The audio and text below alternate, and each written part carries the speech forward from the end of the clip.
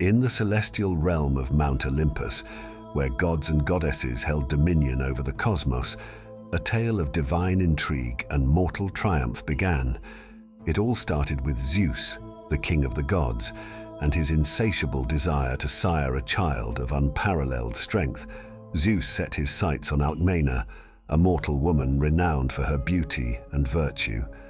To approach her, Zeus assumed the form of Amphitryon, Alcmena's husband and the king of Thebes, who was away at war. Under the guise of her husband, Zeus visited Alcmena, and their union resulted in the birth of a son, Heracles. The celestial deception would shape Heracles' destiny, marking him as a demigod, a being with both divine and mortal parentage. From the moment of his birth, Heracles' existence became entwined with the capricious threads of Olympus, setting the stage for a life of triumphs and trials. Heracles' infancy was marked by a supernatural display of strength that foreshadowed his extraordinary destiny. In the quietude of his cradle, two serpents sent by the vengeful Hera slithered with malevolent intent. Most infants would succumb to such a threat, but not Heracles. As the serpents approached, coiling menacingly around the cradle, the infant Heracles stirred.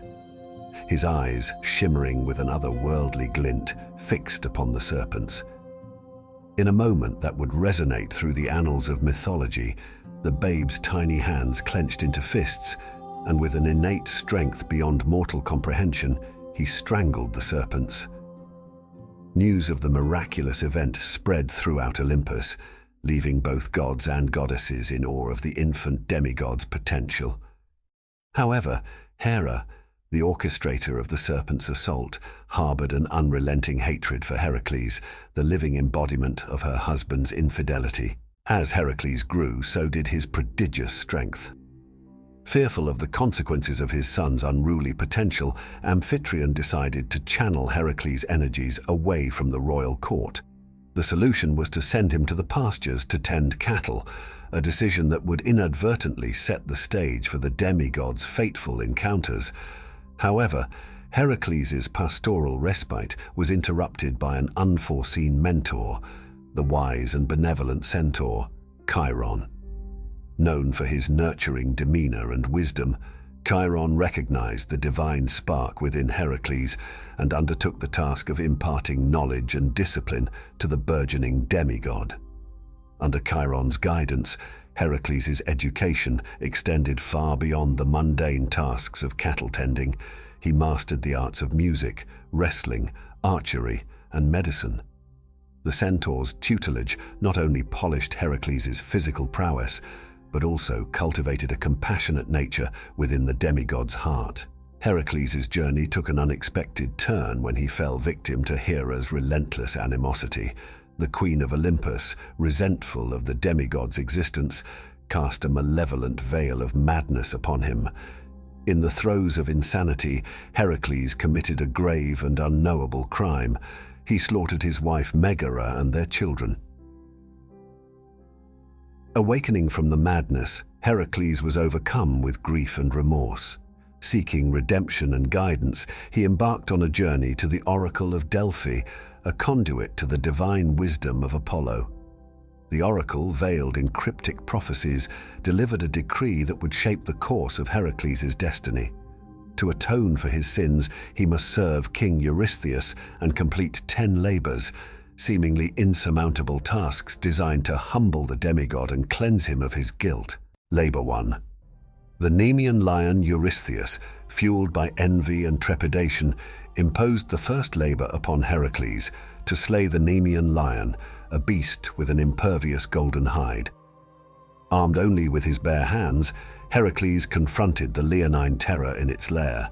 The struggle was fierce, but Heracles, with divine strength coursing through his sinews, strangled the lion and fashioned its golden pelt as a testament to his triumph.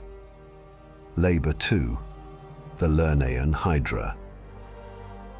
The second labor tasked Heracles with confronting the Lernaean Hydra, a serpentine monster with regenerating heads. Employing cunning and sheer might, Heracles, aided by his nephew Iolaus, decapitated the Hydra, and cauterized its necks to prevent regeneration. Heracles' third labor involved capturing the sacred hind with golden antlers, sacred to Artemis.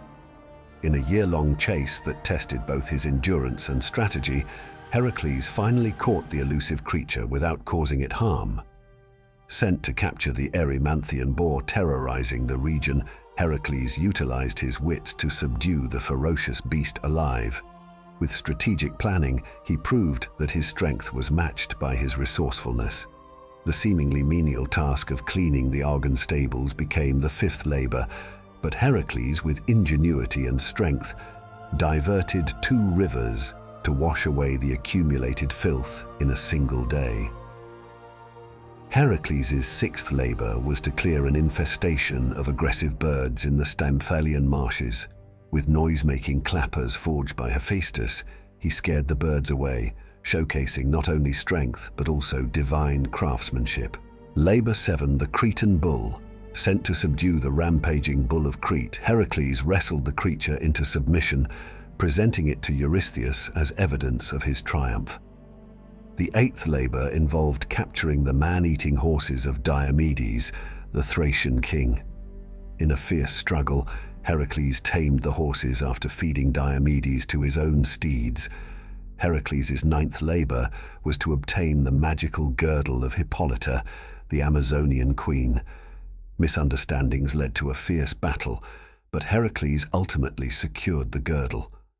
Journeying to the western edge of the world, Heracles faced the monstrous Geryon, a creature with 3 bodies. Overcoming various challenges, he herded Geryon's cattle back to Eurystheus. For his 11th labor, Heracles retrieved the golden apples from the garden of the Hesperides, guarded by a dragon. With the help of Atlas, who temporarily held the heavens, Heracles succeeded in his quest. The final and most challenging labor tasked Heracles with capturing Cerberus, the 3-headed dog guarding the underworld. With the permission of Hades and guidance from Hermes and Athena, Heracles succeeded, bringing Cerberus to the surface. Heracles' triumphs in the 12 labors were a testament to his strength, intelligence, and divine lineage, yet personal tragedy continued to shadow his footsteps. The madness that once gripped him returned, and in a fit of temporary insanity, he unknowingly killed his wife Megara and their children once again. Haunted by the consequences of his actions, Heracles sought purification and redemption. The Oracle of Delphi, ever enigmatic, revealed that he must serve as a slave for 12 years to atone for the blood on his hands. Heracles embraced his servitude, understanding that redemption was a journey, not a destination. During these years, he embarked on further adventures, participating in the Argonauts' quest for the Golden Fleece and the Caledonian boar hunt.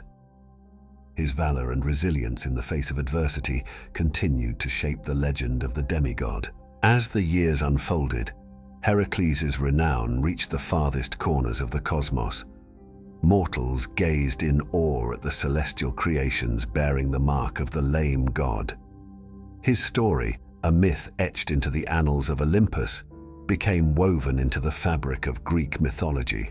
Heracles' journey from the depths of madness to the heights of Olympus mirrored the perennial struggle of both mortal and divine existence. The transformative power of suffering and the resilience of the human and divine soul found expression in the enduring myth of Heracles, a demigod who transcended the limitations of mortality to become a symbol of strength, redemption, and ultimate triumph. In a grand culmination, Heracles ascended to Mount Olympus, where he was granted immortality.